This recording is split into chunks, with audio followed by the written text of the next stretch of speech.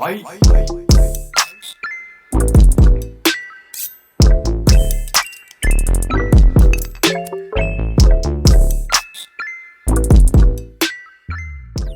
Welcome back to the Two Pointers podcast. I'm Trevor Everett.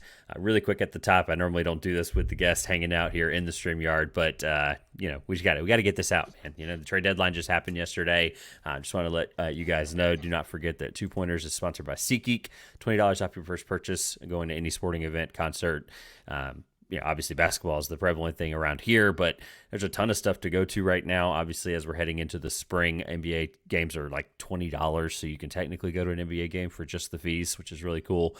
$20 off your first purchase, code SeatGeek. SeatGeek's a really intuitive app that gives you a deal score, a view of your seats, really great rating system so you understand what kind of deal you're getting. Been partnered with SeatGeek now for over a year. We really, really appreciate that. That $20 off your first purchase, code 2pointers, supports the show and obviously helps bring out as best of content as we can give you. So I told Chris I would take a minute to read the ad so I don't have to do it later. He was very nice to let us do that.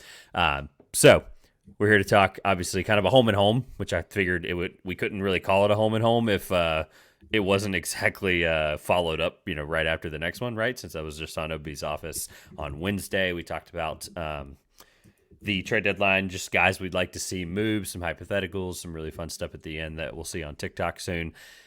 Man, I hate to start with us gloating, but I think we were pretty on point. Before we get to that, introduce yourself, people that might be new here who don't know. We talked last year, Mavs Nets. I believe there's one more appearance before that, but let people know where they can find you, what you're up to. I know you guys got a cool thing that just happened as well.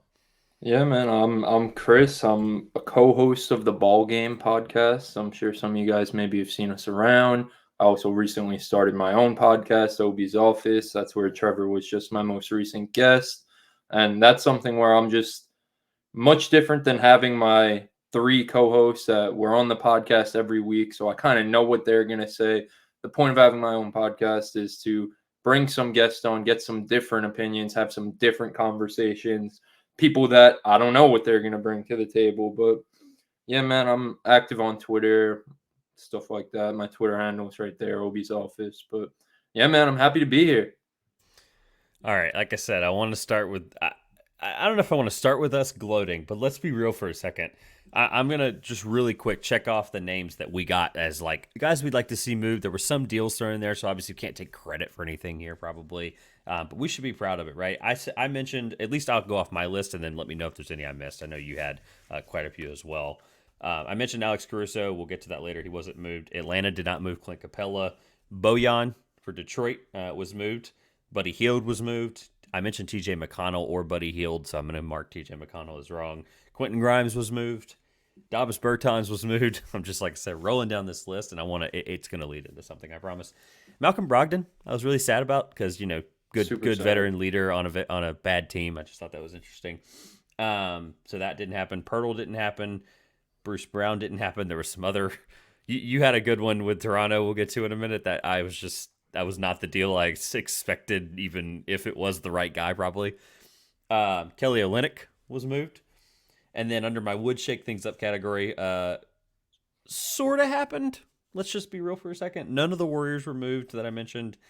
The Thunder trade package I mentioned of young players like Trey Mann and those kinds of guys, we'll get to that trade. That technically happened because they got Hayward. Keldon Johnson did not happen. DeMar DeRozan did not happen. D'Angelo Russell did not happen. And then I guess now that I look at this, the who's taking you, it feels kind of wrong to put Evan Fournier there because he, the contract was tradable. We spent a bunch of time on that, right?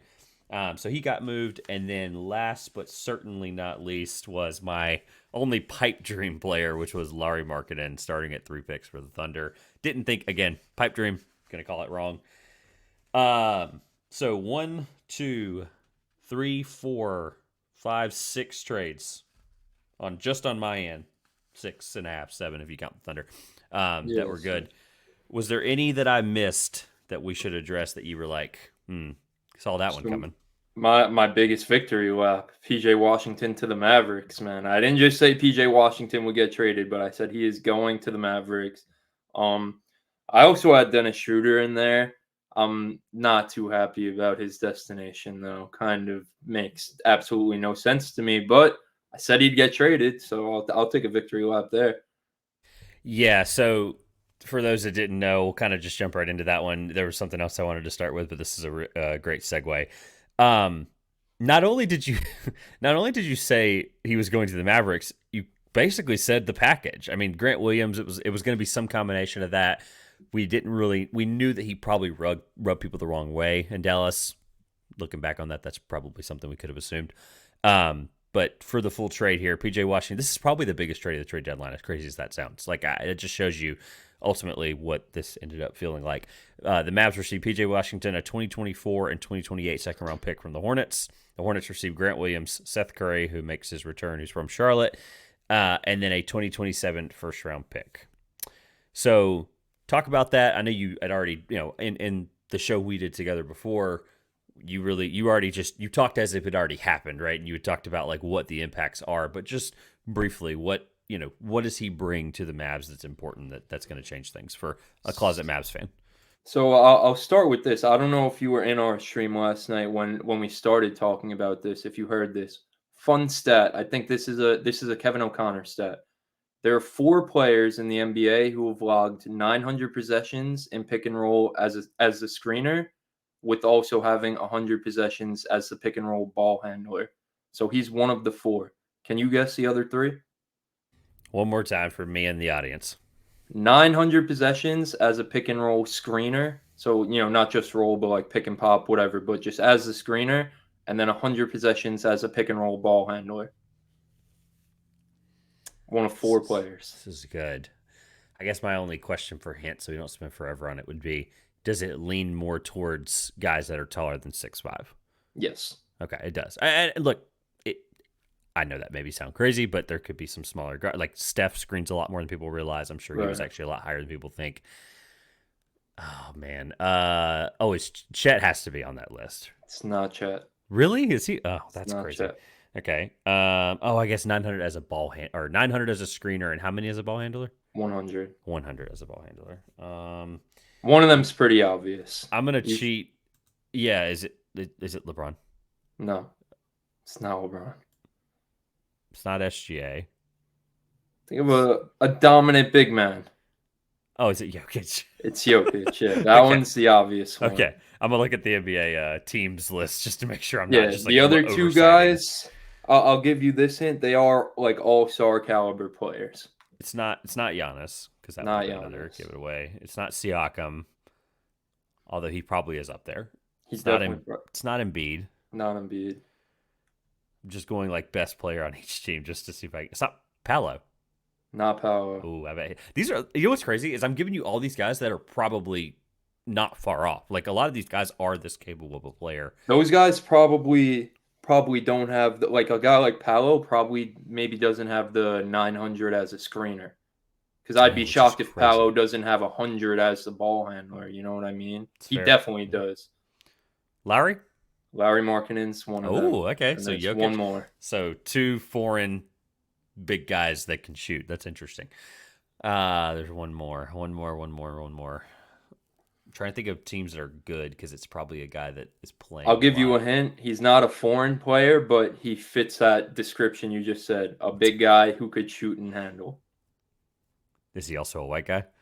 He's not. Okay. I didn't know if there was just like this consistent theme here between the 3. Big guy that can handle. Now I'm confused because I was going to go Zion, but that's not right. You're in the ballpark with Zion. Am I on the right team? No. This example went way longer than I thought it would. Yeah. Think of players like Zion in a similar mold to Zion. Oh, God. This put me on the spot here. Big, beefy, lefty power forward. Big, beefy. Now I'm really confused. Lefty. Oh, is it Julius Randle? It's Julius Randle. He should not have 100 touches as ball handler in any scenario. Yeah. But I thought that was an interesting stat, and I bring that up first just because PJ Washington, he's not great at one particular thing. But the Mavs have a bunch of guys who seem to be just specialists alongside Luka and Kyrie. You have a guy like Derek Lively who's a rim running shot blocker. You have a guy like Tim Hardaway Jr. who his specialty is being a spark plug. You have a guy like Josh Green, his specialty is kind of getting out in transition. You have all these specialty guys. PJ Washington brings them so much versatility that they didn't have, especially when you're giving up a guy like Grant Williams, who his game on both ends of the floor was kind of one dimensional. Like his offensive game was just stand in the corner. He doesn't bring you much as a ball handler. He doesn't bring you much as a scorer. And even the 3-point shooting hasn't really been there the last 2 months of the season. So PJ Washington, I think he's shooting 32% from three right now, which is a career low for him. But you have to expect the efficiency numbers to go up playing with guys like Luka and Kyrie. He's a really good weak side rim protector to help out. Having guys like Derek Lively, and we'll talk about another new addition they made. But you have some great, like, strong shot blockers, but you also have a good weak side guy. You have a guy who you could throw on these elite big forwards, the Giannis's of the world, the Julius Randles of the world. You have a guy who could, obviously no one's stopping, the all-star caliber players, but you have a guy who you could throw on them who could hold his own with his strength and could stay in front of guys. I think just the versatility he brings to the team, like it really moves the needle for me because they were seriously lacking that. Like that was probably their biggest flaw going into the deadline, was just being versatile and giving Jason Kidd options in terms of the lineups he throws out there. You mentioned the 3-point shooting. I hope that for the sake of what they think they're getting, I hope it does improve because I took a deeper look at it while you were finishing your point there. He's basically gotten worse since he started his career. Yeah, yeah. It's interesting because like he's had LaMelo for a lot of that, right? Basically, since he's had LaMelo, he's gone down, right? Which doesn't make any remote sense whatsoever as somebody who's that good of a playmaker, right? His best season was 2020, 2021. 2019, 2020, so 38%, 37%. And then, yes, the attempts go up from 4.6 as the highest at 36% to 5.9 at 34% and 5.5 this year to 32%, right? So it's just a down year, but it is going down in that general direction. Obviously, a guy this year early in his career, I'm not going to react to that, but just thought it was interesting. Really quick, you mentioned Gafford, or you alluded to Gafford already. I'll run through that trade really fast for those that aren't like sitting, if they're in their car right now, they're not reading from the trades, just kind of do them justice. The Mavs acquired Daniel Gafford, and the Wizards receive, I'm calling it a salary dump in Rashawn Holmes, who I have been so high on for years, who I wish would just be an opportunity in a place where he can win and succeed. I thought he was going to do that in Sacramento for a 2024 first-round pick from the Mavs via the Thunder. I believe that's a worse stub somewhere in there as well. So touch quickly on Daniel Gafford, because I know that he's somebody that probably should have been targeted by a lot of teams like the Mavs that aren't necessarily at the top of their conferences, but somebody that can provide valuable playoff minutes. Yeah, I mean, he's not this all-star caliber player, obviously, by any stretch of the imagination, but he's a guy who, like I said, can block shots, can rebound, and can be a pick and roll partner for one of the greatest pick and roll players we've ever seen touch a basketball in Luka Doncic. It's a seamless fit, and especially, I think some people might look at it and be like, well, why are they doing that? They have Derek Lively, this rookie sensation. Derek Lively's been in and out of the lineup this year. He'll play 3 games, he'll miss 3 games. He'll play 2 games, he'll miss 2 games. So you just get a guy who can back Derek Lively up. And when he comes in, you don't have to change the game plan. You don't have to change anything. But then also, like we've seen, Lively's had to miss games here and there. You have a guy who can give you be a super impactful spot starter for you, which is both trades, because I'm kind of looking at them together when I evaluate them. Both trades just made so much sense when you look at it. Like, yes, they did give up a decent amount of draft capital, but you're trying to build a contender around Luka Doncic. So the draft capital, I don't really care too much about it, but in terms of the players, you gave up a guy in Grant Williams who was obviously overpaid and had a super long contract, who we were seeing the reports all morning. All the guys in the locker room just weren't really vibing with Grant Williams. So you give up a guy who, I don't want to like accuse Grant Williams of anything, but let's just say it was a locker room cancer in this scenario. And then 2 guys who weren't really playing for you in Seth Curry and Rashawn Holmes, and you get 2 really good rotational pieces. PJ Washington could come in and be their third scorer on most nights if Tim Hardaway Jr. doesn't have it going. And then, like I said, Daniel Gafford's a guy who's the box score will never do a guy like Daniel Gafford justice, but just his gravity as a screener is going to make Luka Doncic's game that much easier. Obviously, a guy like Luka, nothing will ever be easy for Luka, but having guys like this just make life so much easier for him. Well, I think that sums it up well, and I think this does, like, for what they gave up, it's really just the picks, and the Thunder, are still going to somehow find a way to get a 2028 swap out of that, and it just the Mavs are going to be fine from a pick department. They obviously know what they're doing in those picks, and obviously that's how they got Lively. All right, this is how I wanted to lead the show, and I think it's good that we're getting to this now. I guess I don't think there is another. If you don't count the Mavs, right? The winner of the deadline was the Knicks. It was, right?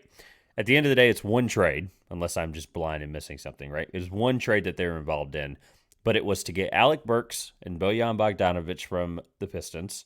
And then the Pistons got Evan Fournier's expiring, Malachi Flynn, Quentin Grimes hurts, I'm sure, as somebody who's, I've been high on him for a long time.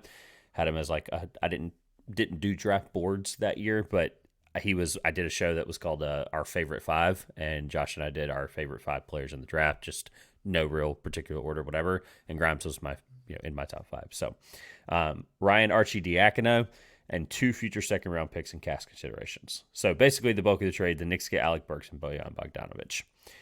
I'm not going to ask you the answer or the question that I would consider is lazy for this example. Is like, oh, did they win? What's this grade? Da-da-da. But I want to ask this. I'm kind of putting you on the spot. What's the Knicks closing lineup once everybody's healthy? In the playoffs, when they're playing Boston, they're obviously not going to be a favorable matchup for Boston. Boston's going to have struggles. What is their closing playoff lineup?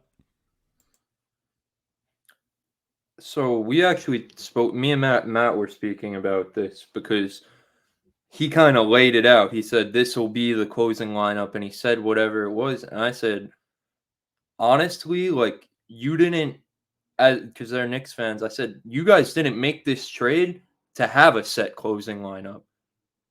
This trade gives you versatility. So my answer to that is the closing lineup will be, and we've seen Tibbs do it. He will play the guys who are playing well.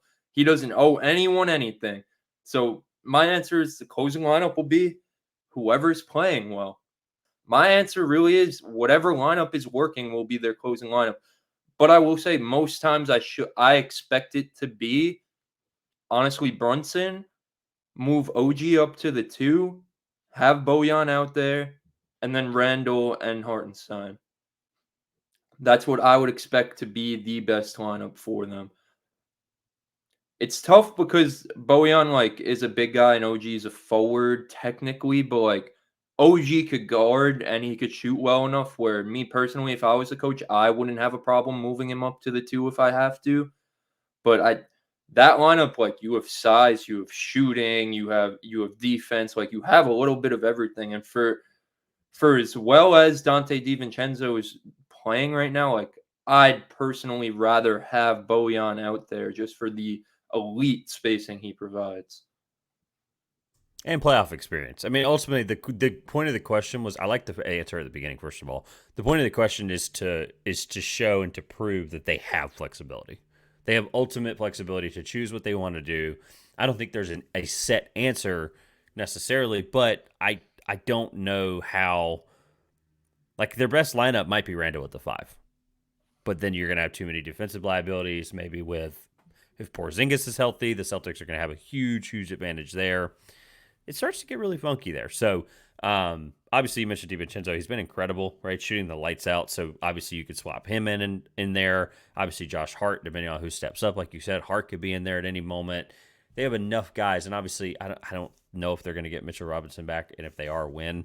But I'm obviously going to want him. If it's a big that's not Kristaps Porzingis, so if it's like an Al Horford, you're going to want Mitchell Robinson out there, right? You're going to want somebody with slower feet that's going to be able to guard the paint. But Brunson, OG, I would rather have OG at the 3, but again, this is just more to prove that they have flexibility to put him where he needs to be, and he's been incredible. I just hope he take as much time as you need, because you don't have to be a top 4 seed, right? It would help having home playoff games at the Garden, That's right? exactly what I said to the boys last night. Matt was like, "Oh my gosh, like OG's getting surgery. This sucks. We're gonna fall in the It's a seating." I was like, it's a 3 week injury. I mean, it really is. and I said to It's him, I was like, "That's probably why they were comfortable with like telling him like go get the surgery was after this trade. Like that's why you make a trade like this to have depth if your guys get injured. Like they've been staying afloat without OG and Julius Randle in the lineup, and now you're plugging in Bojan and Alec Burks to a lineup that's already been thriving. Like they'll be fine." correct. I completely agree with that.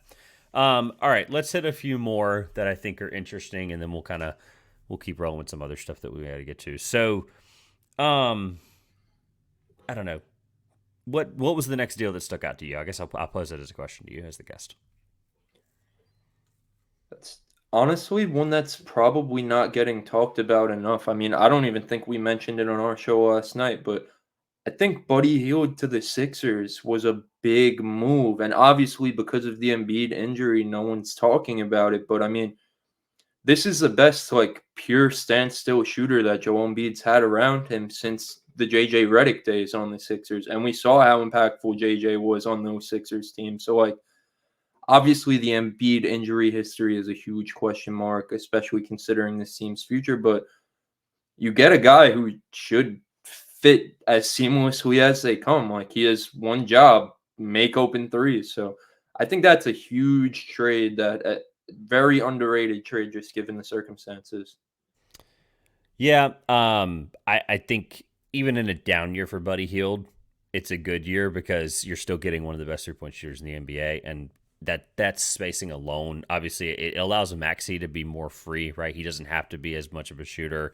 It allows him to create and attack more, which I think where he's best. I know he's obviously improved that aspect every year over year. That was my biggest question mark for him coming in to the NBA from college was I don't know if I'm going to be able to rely on him as a playoff shooter, right? I knew he'd be good, but not okay. It's just a guy that I want taking 7 threes in a playoff game, knowing he could probably make two of them. Right. Well, I'm wrong on that, which is totally fine. But now he doesn't even have to do that, right? He can be a secondary shooter from that aspect. The Suns had this log jam of a trade that was a 3 team deal. They got David Roddy and Maurice O'Neal. I thought that was interesting. The Thunder adding Gordon Hayward. What do you think the reason was for that? Probably the biggest reason was all right, like let's get a veteran presence without having to give up too much, you know.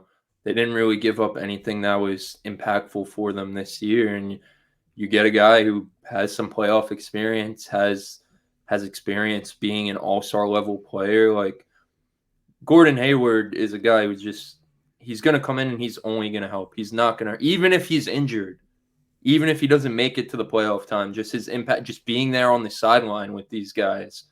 Like his impact is only going to help these guys. So I think it was a trade that I didn't see coming for sure. I was pretty surprised by it, but I mean that's a guy who's only going to help you. Yeah, I the reason I asked is because I sit here and look at it and I think like I believe he's is he an expiring? Let me just make sure. Pretty sure. Hayward. I'm pretty sure Hayward's an expiring. But regardless, maybe I'm sitting here and I'm like maybe I'm just missing something. Like maybe he's gonna be the sixth or seventh guy for the Thunder, right? Like he's not a backup big, right? Which is what we addressed and said that they needed, which is why I brought up the Lowry thing.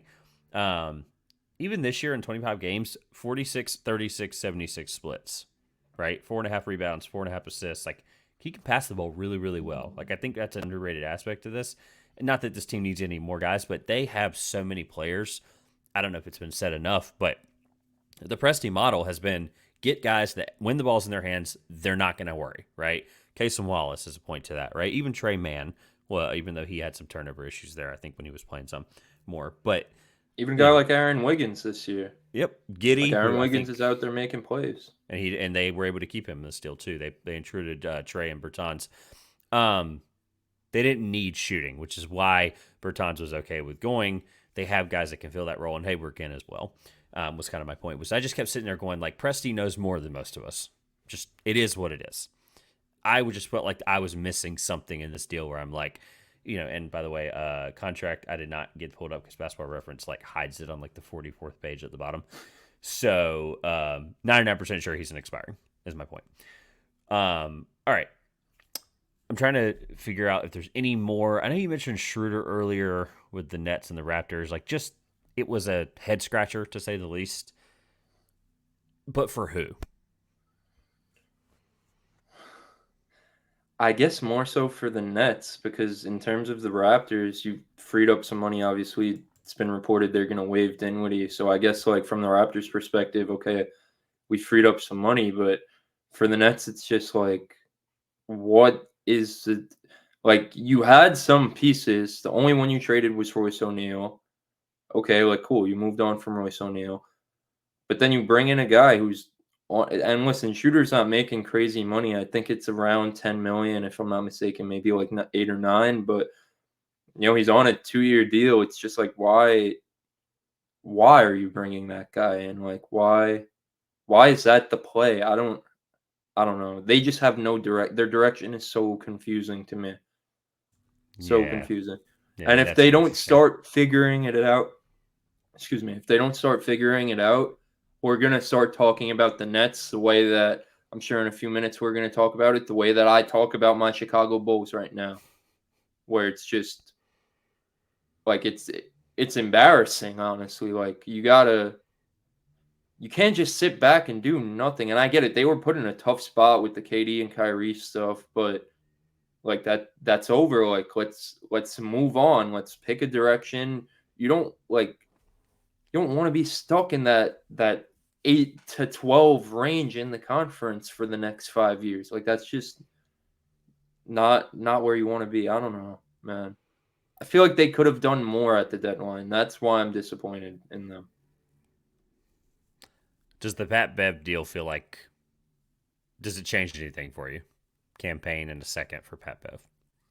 Pepev helps the Bucks. He helps the Bucks a lot. Like definitely an underrated move. I mean, campaign's been okay for them, but like what does campaign really provide? He can make shots here and there, but even that it's not that consistent. At least Pat Bev, he might not be the scorer that campaign is, but you have Giannis, you have Dame, you have Chris Middleton. Like you don't need they're the number 2 offense in basketball, maybe the number 1 offense in basketball right now. You don't need scoring. Team lacks perimeter defense and point of attack defense. So Pat Bev, that's his specialty. So like I think and just as a locker room presence, like we saw it last year when Pat Bev went to the Bulls for the second half of the year. Like Pat Bev is that type of guy that he could single handedly get guys to buy in. So I think it helps the Bucks a lot. Yeah, I think that one's not getting talked about enough. I just thought it was also interesting. He's in that limbo, that Draymond Green scenario where he's playing maybe a little bit later in his career, but also in the media. It's really a weird balance. I'm only bringing it up because I thought it was fascinating that he broke his own trade, like getting a head start on him being a media member. I mean, I think he's got a role carved out there. Whether it's a podcast or whether it's a TNT desk job, I don't know if he's necessarily going to be a TNT desk guy. Jamal Crawford, I could see that more of, which is what he's doing in spots. So I just thought it was interesting. All right, I think the last trade, if I got this right, this is the last trade that I think makes any sense to even talk about. The Raptors acquire Kelly Olynyk from the Jazz as the headline or the title. And the Raptors receive Kelly Olynyk, Ochai Agbaji. The Jazz receive Otto Porter Jr., Kira Lewis, and a 2024 first round pick. First of all, I called Kelly, you called Porter. I just didn't see Ochai moving in this deal, and I'm floored by it. So, Yeah, I any mean, thoughts on this? I guess I'll start with the Jazz side of things. Like I am not a fan of giving up a guy on Ochai. That's a guy that I'm super high on. Like that guy is going to have a long NBA career. He could defend at a decent level. He can make shots. He was the best player on a national championship winning team. Like that guy is going to have a long career. And a team like the Jazz, who wasn't really competing for anything, it didn't really make sense to move on from him. But they were trying to free up minutes. Obviously, Olynyk was like you said, like it was almost certain Olynyk was gonna go. So if this is what it took to get rid of Olynyk, at least you bring in another future first. You free up some minutes for the other young guys you drafted this year. I trust Danny Ainge with my life. So if he didn't see Ochai in the long-term plans, and I'm gonna trust any inch there. In terms of the Raptors, I love this move for the Raptors. Like I give them an I'm not gonna give them an A plus, but I'll give them like an A minus for this move because I know a lot of people on Twitter, oh Masai, what are you doing? You're in a rebuild. How are you just giving up a first round pick? Like that pick is going to be a late first round pick this year. And a draft class that we're all calling weak. I put out a tweet saying this. It is completely not out of the range of outcomes that Ochai Agbaji has a better career than whoever is drafted with that late first round pick. You're building a nice young core. You know, you got Scotty, you got Quickly, you got RJ Barrett there. You bring in a guy like Ochai Agbaji. I mean, I really don't mind it from both sides. I kind of see the vision from both sides. Like I think it was a pretty good and it's not a move that's going to shake up the entirety of the NBA, but it's a trade that I think just made a good amount of sense for both sides. I think it was pretty cool. It could age poorly if Ochai continues to develop like I think he can. And the whole point for me removing Olynyk was to allow him to play more minutes in Utah, in Will Hardy's system that has helped him be successful. Obviously, if Taylor Hendricks doesn't play 25 minutes tomorrow night or tonight, whatever their next game is, I'm going to riot because he needs to, and there's an opportunity there. I texted somebody about it who was asking me about this trade, and I was like, it's literally this trade has nothing to do with Olynyk's contract. It was just the way it made money work. He didn't go to a contender. I don't think he's a buyout guy, but a contender should have Kelly Olynyk on their roster right now, right? And the way I look at the trade deadline, that's the most important kind of moves.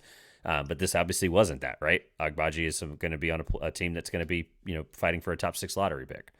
Do they even have their own pick this year? I think there was one of those teams that they made a trade with. The Jazz, the Spurs. Sure. The Raptors don't have their own pick, I believe, or it's top 6 protected from the Spurs or something like that. Yeah. That's what it was. This was literally about Ochai Agbaji and that 2024 first round pick. That was it. Like that, I think that's this trade boils down to that, and it's that simple. All right, quickly. Actually, we're done here on the actual trades that happened, unless there was any more you wanted to mention. But I basically just sifted through them all. Robin Lopez, we didn't mention. Delano Banton, Jaden Springer. Oh, Robin Lopez, so funny, man. You reading the book? Reading the book. Well, he tweeted. He was like, because Pat Bev got traded, and then like 15 minutes later, he got traded. He tweeted like at Pat Bev, it was a pleasure to let me pull it up. Like it was a pleasure to play with you. You're one of the best teammates I ever had. Oh, so he was he was leaning into it. This is good. I like when guys are lighthearted about it. Obviously, his brother's a starting center he on the said, team. I enjoyed being teammates with Pat Bev for all of an hour and 45 minutes. I'll never forget those times. # indelible. And then someone tweeted at him, because I guess the Kings are going to release him. Thanks for all the memories in Sacramento. Kings legend, once a king, always a king. And he quoted it and said, I just hope it's enough to get my number in the rafters. I hope I left a legacy there. There's a question there that I'd love to unpack where it's like, what place would be the most deserving of Robin Lopez's jersey retirement? But that's like a show you do in August when there's no NBA on. Yeah, he's gonna go back to the Bucks. It's gonna be hilarious because a team the Bucks gained an asset, whatever they got for trading him, and he's gonna get waived for that though. There has to be a rule to that. I don't know if there's not a rule. Like he's going to go back. Oh, brother. All right. Well, Robin Lopez, by the way, his jersey would be hung up in Portland, in my opinion. Yeah. All right. So, really quick, we talked about all these teams that made trades. The list of teams that have not made a trade in the past week, so it doesn't just include the day of, is Lakers, Cavs, Hawks, Bulls, Magic, Heat, and Pelicans. A lot to unpack there. Pelicans, I'll do quickly ones that don't even need to be brought up because it is what it is. Y'all did a little like top 4 last night on Ball Game. Yeah. I thought that was interesting. So I guess this will kind of sift through that. Magic, you're in a good position. You have no reason to make a trade unless it was for Trae Young, like you threw out there, right? Unless it was some ridiculous Godfather offer. The Heat, I could have seen something, but I don't really know. Nothing was. They also already out. Made their move. Yeah, but there was nothing. They may need more. Depending on, I just don't think the depth's that strong, which I think could really hurt them. Obviously, we know they're coming off of the finals appearance. Bulls, Magic, Heat, Pelicans, Lakers, Cavs, Hawks. Pelicans, fine, really quick. Heat, fine for now. Magic, fine. So those 3 are out. That leaves you with Lakers, Cavs, Hawks, Bulls. I'm going to eliminate the Cavs because honestly, they're winning without Garland. Like, it is what it is, right? I'm completely and utterly confused by them. They're the most confusing team of all 30 playing right now for me, heading into the stretch of the season, last stretch of the season. So you have Lakers, Hawks, Bulls. Okay.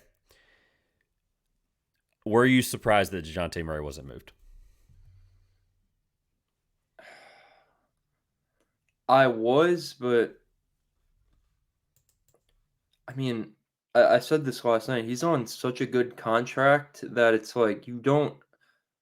I know the Hawks want to win, and the clock is ticking on Trey Young. You know, at some point, if they don't turn things around, he will ask out. That's just inevitable. But I think they fumbled with, and we're going to talk about the Bulls too because it's kind of the same thing. But the two teams that were in the most trade talks all season were two of the teams that didn't make any moves, and I don't think that three of them because the Lakers were in all these trade talks too. So I don't think that's a coincidence. I think you're tanking these guys' trade value by throwing them in trade rumors and saying that you don't want them on the team all year. So am I surprised DeJounte didn't get traded? A little bit.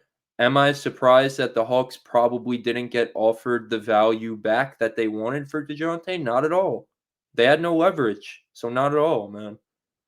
Yeah, that kind of situation tanks a team's value. I mean, it just tanks a guy's value and just not even value, but just the way he sees himself. Like we've seen so many times where you get thrown in trade rumors for that long, it affects your play, right? Like Turner, obviously, it was every offseason for 4 years, so maybe not as much of a sample size there, but he healed even a little bit here in the last month or so, right? Like at lowest shooting stretch of his career, right? Like Murray, don't be shocked if he has his worst month of his career in the last this year maybe in the next month and a half. Like I'm just not going to be surprised if he doesn't play poorly for February and some of March.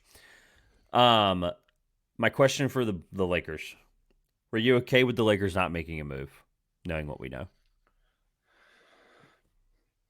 If it wasn't DeJounte, what was the move gonna be? I see like that's a team where I wouldn't have minded if they threw Gabe Vincent and a second or 2 second round picks for Dennis Schroeder. That's a team that I could have seen him play for Dennis Schroeder, or you know, Daniel Gafford didn't get traded for that much. They could have been in play for Daniel Gafford if they could have made the contracts work. Like I I just think it's so tricky because they were in a little bit of a tough spot with their asset pool and the contracts they had on their team, but also like LeBron could walk this summer, and you guys clearly aren't a contender at this current moment. Obviously, I don't want to count out LeBron and AD, but the way things stand right now, they're not a contender, and that guy could walk, and you're just gonna sit back and do nothing. So I'm not a fan of it from that perspective, but also like I didn't want to see them trade D'Angelo Russell. I know that was the guy who was thrown in the most trade rumors. I thought D'Angelo Russell was having a great. To me, D'Angelo Russell has been their third best player this season. I know Austin Reeves has been pretty good, but I even think D'Angelo Russell has been better than Reeves this season. So like, don't trade your third best player. You want to trade and bring in a guy to play alongside those guys. So it's a tricky situation with the Lakers.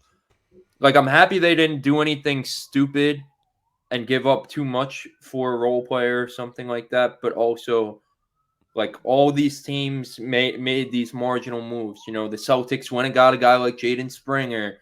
The Xavier Sixers, Tillman, too. right? Yeah. They got Xavier Tillman. The Bucks went out and got a guy like Pat Bev. You know, teams made moves around the edges. So to sit back and do nothing, I'm not really a fan of. But it's a tricky situation. Well, that's what I said to you on your show. I said, am I really? I don't remember the exact trade we talked about, but I was like, why would we give up the pick? Right? It's like 2027 and 2029. I think is the two they have. Right? Like, why give that up for a D'Angelo Russell quality player? Right? Who has been good? I'm not disagreeing with he has been good. I don't want to get into the argument with anybody this year because I'll probably be on the losing end of it regardless. But he can't be in the crunch time lineup. He just can't. His ability in crunch time.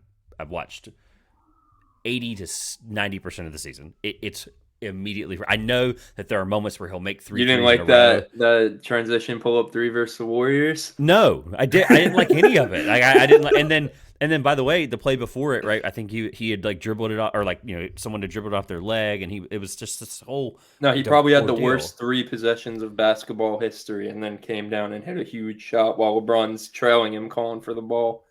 Hilarious The stuff. right pass. I don't care if that's John Smith behind him and not LeBron James. Like it doesn't matter who's behind him, right? It could literally be the 466th best player in the NBA. Guess what? The right pass is the trailing guy with momentum. Always. Like it's just the right pass for the most part. My point being is he should have taken that three. We know that. Look, I asked the question of are you okay with it? Because at the end of the day, we've seen them last year. I mentioned to you on the last show, I said they made those moves and that helped the trade. Like that helped them in the second half, right? They were a team every year. I always try to pick one in the East and one in the West that says this is a team that's just going to flip a switch or not necessarily flip a switch. Let me be clear. It's a team that just has a better second half than they do a first half, right? Flipping a switch is more of like a playoff moment kind of thing, right? Where, oh, we can turn it on at any moment. They made those trades like Vanderbilt and others, and those are what got that to happen. Do I think this team can do that without a deal in the same roster construction? I don't know. But again, I'm with you. I don't know what was out there either. Yeah, it's tough because like I will keep making this point. I will not count out LeBron and Anthony Davis, but it's like you said, the trades last year, although they were, it's not like they brought in a third star, they didn't bring in Kyrie, but more than the way those guys played and contributed, it just injected some new life into everyone. And there's nothing coming that's going to inject some life into these guys. And Darvin Ham isn't going to do it. Like it's like where they have to go on a run, right? They have to go on a run to get to, somehow maybe even avoid the play-in. That's what it would take, a 6 second half run. Where is that going to come from? Where is the energy for that going to come from? That's the concern. That's why it's like, how did you sit back and do nothing when you needed any type of like Jaylen Brown's tweet, the energy is about a shift. You needed any type of energy shift you could have possibly gotten, and you sat back and did nothing. All right. If people want to hear the full, detailed, explicit version of the Bulls rant, I'll link the show from yesterday just because I think that did its justice better than you're about to do. I'm going to ask for a minute just because I think you can do it. In a minute, what's the most frustrating part? Or like what just whatever about the Bulls and remember this is a family show still, unfortunately. It's tough. I know. I'm putting you on the spot a little bit with it. I know. So I said to you on my show, I said, I have no expectations. I know they're going to sit back and do nothing. I wasn't expecting anything. Am I surprised? No. Am I disappointed? Yes. I'm sad. Yeah, I'm sad. You have players that people could potentially want, and you sit and do nothing. And this ownership group, this front office group, is content with mediocrity. And it's disgusting as a fan. I'm embarrassed to be a Bulls fan.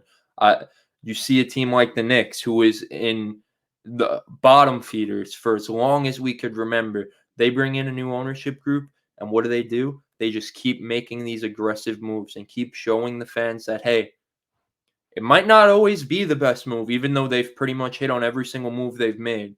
But a lot of those moves we question. So it might not always be the best move, but we are going to try. We're going to try and improve this roster and try and put out the best product we can for you. And these guys, a.k.a. Mark Eversole, are just, going out there and straight up lying, saying that we believe we could compete with this group. It's a lie because you can't compete with this group, not at a high level. We could compete for a playing spot, sure, but they have to understand that is not what fans want. That is not how you build a team. That's not how you just construct a team. It's embarrassing, man. I'm embarrassed. I said to the boys last night, the way that they were embarrassed for their whole lifetimes being Knicks fans, that's how I feel as a Bulls fan right now. I'm embarrassed. As a Pats fan who has watched 20 years of trade outs from decent trade spots or guys that were available, and I really wanted a la Zay Flowers last year. It ended up working out with Gonzalez, but I bring up the point of they for a Patriots fan, it was they constantly just kept trading stuff away, right? They constantly kept going out of spots that they should have picked players. It's kind of a similar example. Was kind of the way I was thinking it. All right. Anything else about the trade deadline before we hit some stuff at the end that I wanted to No, hit? I think we hit everything, man. I think we hit everything. So to answer the question, was the trade deadline a flop? In comparison to last year, yes. In regards to what my expectations were for the deadline, not really. Like DeJounte Murray not being moved was a little bit surprising, but that's really it. Like in terms of it being, I think we all knew this was going to be a pretty quiet deadline for the most part. So it stinks as a content creator, for sure. Like yesterday, obviously on our show we had a room full of guests, so that kind of kept the show going. But I was super concerned doing the show yesterday that we just weren't going to have enough content and enough to talk about because it was a little bit disappointing. But Oh, it was entertaining, I promise. And you had yeah, some people in the comments that helped. So yeah. But was it? I guess you have to say it was a flop, just because it just wasn't that exciting. There wasn't really. Last year we saw KD get traded, and it put and the Kyrie a Suns week before that. right. It put these teams in different conversations. It made us have different conversations about these teams. Obviously, the Mavs and Knicks, they get better, but we're not looking at the Mavs and Knicks in a different tier really than we were before. You know, Yeah, like I no team really no team really moved the needle that much. I think it depends on who you ask. I really do, right? You ask a Mavs fan, like you just said, like you ask certain teams, like, yeah, I think it was good. But then you ask 80% of the league, it's probably a flop. So I would have to lean with the statistic on that one. Yeah. All right. A couple of things before we get out of here. I'm going to put you on the spot because the NBA draft question the other day, I didn't know what you were going to ask me, to be fair. So I'm doing the same back to you. So the Bulls are currently projected to finish 11th. Obviously, I think because of that, there may be a pick convey or whatever, right? If you sim the lottery once, I'm just doing it on Take-a-thon, they get 11th again. So this is perfect.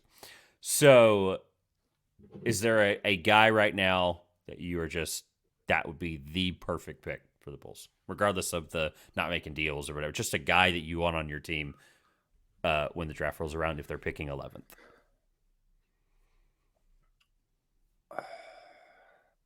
I'm starting to really fall in love with Stephon Castle. I think he provides a lot, and especially if Caruso is going to be on the way out at some point, he's a guy who could come in and kind of fill that role to some regard. He's going to come in and be a really good defender. Um, I see a lot of Kobe White in him, by the way. So I love that. yeah, I think he has a little bit of Kobe White in terms of his offensive game, but I think he has a lot more juice defensively than Kobe Yeah. White. I think he could come in and really be like a really one of those guys defensively. Other than that, I'd love Reed Shepherd. I think every NBA team would love Reed Shepherd, 100%. honestly. Um, Trey Alexander's a guy. I'd love us to get one of these guys that isn't as much of a project. I know, like, But those at all some are point, guards. So is that still yeah, something you're sticking with? I wouldn't mind going for a big man. I just, like, let me see, who's really out there? Still want to make sure don't miss anyone. That's how I felt. That's why I was like, there's so many college guys for the answer. And I was like, I don't want to leave anybody Like, out, if but I'm we going could to. somehow look into getting Sar, like, I'm over the moon. Of I'm course. ecstatic. But other than that, really, I think this is a kind of guard heavy class and just in general. So Yeah.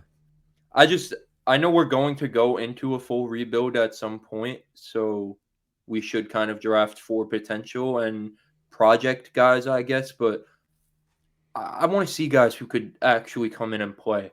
So like a Reed Shepherd, who I know is going to come in and contribute to Obviously, we might not be a good team, so it might not be winning basketball, but make contributions that you want to see out of a winning player. Same thing with Mr. Castle. Like, I just want to see. I don't want to see guys who we have to wait 5 years for them to develop. We see it with Patrick. I'm still waiting for Patrick Williams to develop. Like, it hasn't been. I love Patrick Williams. I really do, and I still think the potential is there, but it hasn't been fun. It hasn't been fun. So I just mean, get guys who could play. Honestly, that's what I would say. to that point, I mean, that's what happened with Kobe White. Took 4 years. So I thought you were going to Yeah. say something there. I mean, No, it did. It took. It I'm did take him thinking. 4 I'm years. thinking of the words. Kobe White, I think, is different than Patrick Williams. So, because Kobe White developing, I think, was like developing slowly was a product of the opportunity he was given. 100%. Patrick Williams been given the opportunity since he walked in the door. So it's kind of different scenarios. Like Of Kobe course. White, it was always there for me. Like, I always saw it. Obviously, I don't know if I saw it at this level, but as a North Carolina fan who watched him for 30 games on my team, like, I always saw Kobe White being a good NBA player. So kind of different scenarios. I mean, look, he was fifth in rookie of the year voting his rookie year, which is just a thing to think about in of itself. And then games started in order from year 1 to year 5. 1, 54, 17, 2, 52. So they tried it out in sophomore year, right? There was enough potential there. It was clearly something that they tried. All right.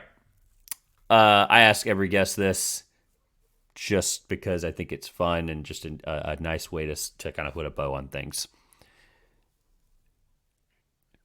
Who comes out of the East, who comes out of the West, and who wins the finals? We're 1 day removed from the deadline. All right. So my preseason picks were the Bucks and the Suns, and I had the Suns winning it all, Which is and still in the realm of possibility. definitely it's still in the realm of possibilities. But I don't feel too good about it. Like, I could really just answer this and be mainstream and just say Celtics Nuggets, but I don't know if I want. I don't know if I want to be mainstream. What do you believe? What do you believe the day after the trade deadline? That's the way I like to ask this question because it's not just as simple as make your prediction. I always clarify to every person I ask. I say at the time that you're on the show because I could have you back in April and the answer is completely okay to be different. I'm gonna stick with the Suns out west. I think the Suns they're getting going now. The guys are healthy. They've been pretty good since Beal, Book, and Katie have all been in the lineup. So I'm gonna stick with the Suns out west. The East is tough because I do believe in the Bucks. I believe in Giannis. I believe in Dame. I don't believe in that head coach they have there. I really don't. So it's like, why? I'm gonna go with the Celtics, man. I just don't feel comfortable That, picking the Bucks right now. that's a head coach that I mean, look, it's head coach malpractice between those two in the Eastern Conference Finals. That would be it's yeah. Yeah, just because of that, because both coaches I don't really believe in. I'm going to take the more talented roster. I'm going to go with the Celtics, but give me the Suns winning it over the Celtics, and I'll say in 6 games. Doc has the head coaching advantage in that matchup quickly, but I mean Charles Lee and I forgot the other guy's name that they got in the offseason that made such a big acquisition. Oh, it's killing me. Now I can't think of his name. Charles Lee and the other assistant. People would think you could remember Charles Lee easier, but while I'm pulling it up, I have Celtics Nuggets, and I tell you that because that was my preseason prediction, and I still think that's possible, and I still believe that. So, coaching staff: Joe Mazzulla, Charles Lee, Sam Cassell. Oh, How do yeah. I forget Sam Cassell? Right. By the way, shout out to Emil Jefferson, by the way, from Duke, who carved out a solid He's role with for the himself. Celtics too now. He's the Celtics. Yeah, he's one of their I coaches. know he was with Duke for a while, like as Which a is coach. where he got the opportunity, and he's Yeah. listed as a full titled assistant coach. So Oh, that's cool, man. that's Emil really good. Jefferson's one of the Duke guys that I rooted for. I He liked was Emil hard to hate. Jefferson. Yeah, It's a good point. He was yeah, I hard to liked hate. Emil Jefferson. Um, if it's not North Carolina, who wins the national championship? UConn runs it back. I They're think that's loaded, where we're man. headed. I really Yeah, think that's where we're they're headed. loaded, bro. Not Purdue. I'll tell you that much. Anyone but Purdue.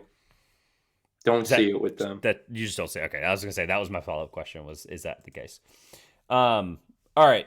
I think that was good. Obviously, I think we could have gone more in depth on the predictions, but it's supposed to be something that just you watch the game every night. What do you believe in? Here it is. So Celtics, I have Celtics Nuggets to be clear. I didn't finish the statement. Celtics Nuggets, and I have the Celtics in 7. That was kind of like 6 or 7 because I think they finally get over the hump. Even though I think defensively they're going to have to add. Maybe it's Tillman. Maybe Tillman was the guy, right? You have to have enough bodies to throw it. Jokic or I think they're defensively strong enough to stop the Nuggets entirely and just let Jokic do whatever he's going to do. The problem is stopping the passing and the playmaking. That's just going to be like putting bigs on him. That's why Minnesota is like has a better chance to beat the Nuggets than the Celtics do. But I think they've learned enough from their mistakes if they can game plan. Again, big if. But if they can game plan a stop for Jokic or just something to neutralize the Nuggets offense, I think the Celtics have the talent to win the finals. Yeah, for sure. And then make sure I heard yours right. Suns and Celtics, and then Suns win. in 6. Yeah. Yep. All right. You didn't give yourself enough credit, so I'll say it at the top. You completely brushed over the fact you guys just hit 1,000 subscribers on YouTube. So first of all, congratulations. That's a huge achievement. I've been doing this for 3 years, and I'm 90% away from that. So it's an incredible achievement. Y'all should be really proud of.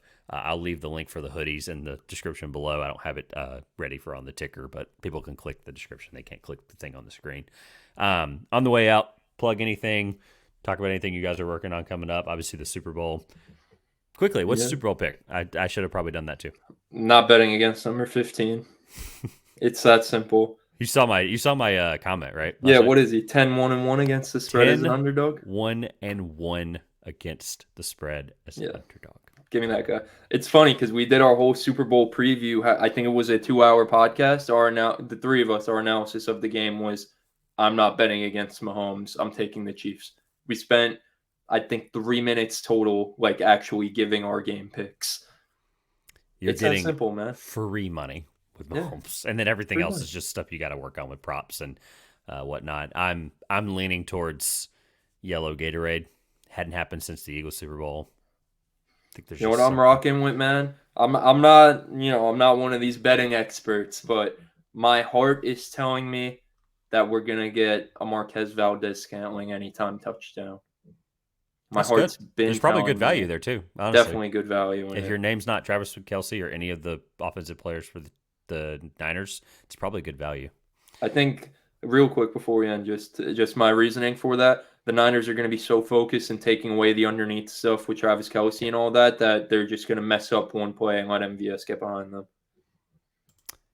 I think one play for him. I think another good value I heard on, I believe, one of the Ringer podcasts was him. He has really good odds for the longest play. Yeah. So not a longest touchdown, but just something happens, right? McCaffrey's another good one for that too because he gets like an 80-yard wheel but he doesn't score. It doesn't really matter. It just has to be the longest play from scrimmage. I think those are really good values as well. I think that's a really cool segue. Before you plug, Sign Up Expert is something that we are also part of here at the 2 Pointers podcast. If you're trying to get into sports betting, daily fantasy, I have a promotion coming up with this specifically for North Carolina. We are going to have legalized sports gambling. I know you guys are fortunate up there and have it now, but we get it on March 13th, I believe, if that's correct. Signupexpert.com/TPP. No matter what state you're in, obviously North Carolina specifically, we won't be able to have it for the Super Bowl. We'll have it for the ACC tournament, which will be really cool. But I have access to any promotion through Sign Up Expert that you can get on a national level. Help support the show. Signupexpert.com/TPP. Hadn't brought them up in a while because I haven't done a best bets in a while. So, all right, plug away. I shouldn't have probably done an ad read right in front of you, but we're at the 59-minute mark, so it's perfect. On the way out of here, plug away, talk about what you guys are working on, where people can find y'all, etc. Yeah, man, I'm Chris. Like I said in the beginning, I have my own podcast, OB's Office. I'm welcome to have anyone on as a guest on that podcast. So if anyone's seeing this wants to, talk some ball, hit me up, man. But also co-host of the Ball Game podcast. Like Trev said, we just hit 1,000 subscribers on YouTube. Super big milestone, but we have some big things coming. We're working on expanding and being more than just a podcast. We're trying to we're figuring it out, getting out some IRL content, whether it's, real basketball, some runs at the park and stuff like that, or just some vlog style content. But yeah, man, go check us out. If you like what you see, give us a sub, man. That's Chris O'Brien, OB's Office Ball Game Podcast. Thanks again, my friend. Thank you, man. It's always a pleasure talking with you.